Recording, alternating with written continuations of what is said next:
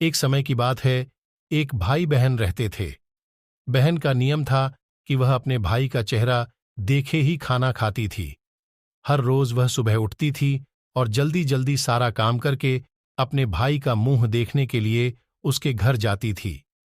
एक दिन रास्ते में एक पीपल के नीचे गणेश जी की मूर्ति रखी थी। उसने भगवान के सामने हाथ जोड़कर कहा कि मेरे जैसा अमर सुहाग और मेरे जैसा अमर पीहर सबको दीजिए। यह कहकर वह आगे बढ़ जाती थी। जंगल के झाड़ियों के कांटे उसके पैरों में छुभा करते जाते थे। एक दिन भाई के घर पहुंची और भाई का मुंह देखकर बैठ गई तो भाभी ने पूछा, पैरों में क्या हो गया है? यह सुनकर उसने भाभी को जवाब दिया कि रास्ते में जंगल के झाड़ियों के गिरे हुए कांटे पांव में छुप गए हैं।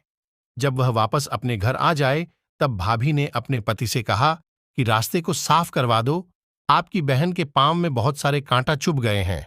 भाई ने तब कुल्हाड़ी लेकर सारी झाड़ियों को काटकर रास्ता साफ कर दिया, जिससे गणेश जी का स्थान भी वहां से हट गया।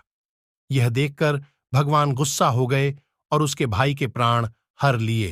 तो लोग अंतिम संस्कार के लिए जब भाई को ले जा रहे थे तब उसकी भाभी रोते हुए लोगों से, कहीं थोड़ी देर रुक जाओ, उसकी बहन आने वाली है। वह अपने भाई का मुंह देखे बिना नहीं रह सकती है, उसका यह नियम है। तब लोगों ने कहा, आज तो देख लेगी पर कल कैसे देखेगी? रोज दिन की तरह बहन अपने भाई का मुंह देखने के लिए जंगल में निकली। तब जंगल में उसने देखा कि सारा रास्ता साफ किया हुआ है। जब वह आगे बढ़ी तो उसने देखा कि सिद्धिविनायक को भी वहां से हट दिया गया है। तब उसने जाने से पहले गणेश जी को एक अच्छे स्थान पर रखकर उन्हें स्थान दिया और हाथ जोड़कर बोली, भगवान मेरे जैसा अमर सुहाग और मेरे जैसा अमर पीहर सबको देना, और फिर बोलकर आगे निकल गई। भगवान सोचने लगे, अगर इसकी नहीं सुनी तो हमें कौन मानेगा, हमें कौन पूजेगा? तब सिद्धिविनायक ने उसे आवाज दी, बेटी, इस खेजड़ी की 7 पत्तियां लेकर जा और उसे कच्चे दूध में घोलकर भाई के ऊपर छींटा मार देना, वह उठकर बैठ जाएगा। यह सुनकर जब पीछे मुड़ी तो वहां कोई नहीं था।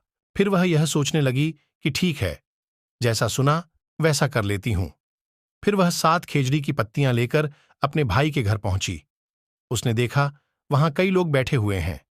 भाभी बैठी रो रही और भाई की लाश रखी है। तब उसने उस पत्तियों को बताए हुए नियम के तहत भाई के ऊपर इस्तेमाल किया। तब भाई उठकर बैठ गया। भाई बोला, बहन से बोला, मुझे बहुत ही गहरी नींद आ गई। तब बहन बोली, यह नींद किसी दुश्मन को भी ना आए, और उसने सारी बात अपने भाई को बता दी।